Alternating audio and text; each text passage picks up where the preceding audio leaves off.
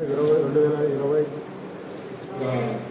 26-27 సంవత్సరానికి సంబంధించినటువంటి బహిరంగ వేలం ప్రకటనలో భాగంగా ఈరోజు మన ఆదాయం పెంపొందించే విధంగా బహిరంగ వేలం చేయడం జరిగింది.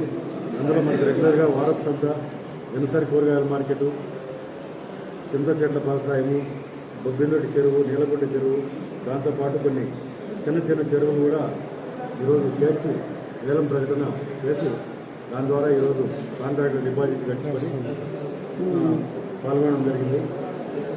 దాని మేరకు గతంతో పోల్చుకుంటే ఈసారి అన్ని కలిపి గతంలో 31,53,000 ఆదాయం ఉంటే ఈసారి 32,87,500 అంటే 1,34,500 రూపాయలు అదనపు ఆదాయం పెరగడం జరిగింది. ఏదైతే మనకు వారపు సంత గతంలో 11,80,000 ఉన్నది, ఇప్పుడు 12 లక్షలు పోయింది. దిన మార్కెట్ 18,23,000 అంటే 18,30,000 పోయింది. బొమ్మిదిలోటి చెరువు 1,50,000 అంటే 1,60,000 పోయింది. నీలకొండ పోయినసారి నీళ్ళు లేవు కాబట్టి ఈసారి ఒక 21,500 పోయింది. అలాగే కొద్ది అదనపు చెరువులు కూడా మనకు ఇంక్లూడ్ చేసి ఇవ్వడం జరిగింది.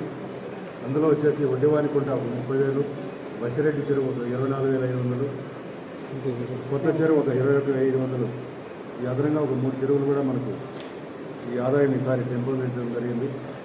కాబట్టి ఈ వేలంలో అందరూ కూడా పాల్గొని విజయవంతం చేసినందుకు అలాగే మీడియా ప్రతినిధులందరూ కూడా ధన్యవాదాలు తెలుపుకుంటున్నాను. సార్, ఇంత తక్కువ రావడానికి ఆదాయం గతంతో పోలిస్తే ఆదాయం వచ్చింది కదా, ఈసారి ఇంత తక్కువ రావడానికి 1,34,500 అదనంగా వచ్చింది సార్.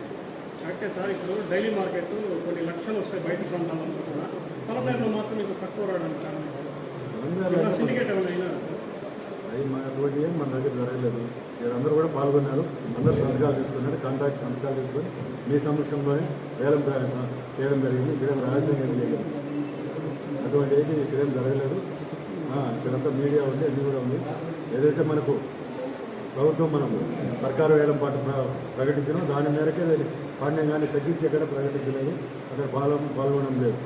వేలం సర్కారు వారి పాట మేరకే చేయడం జరిగింది.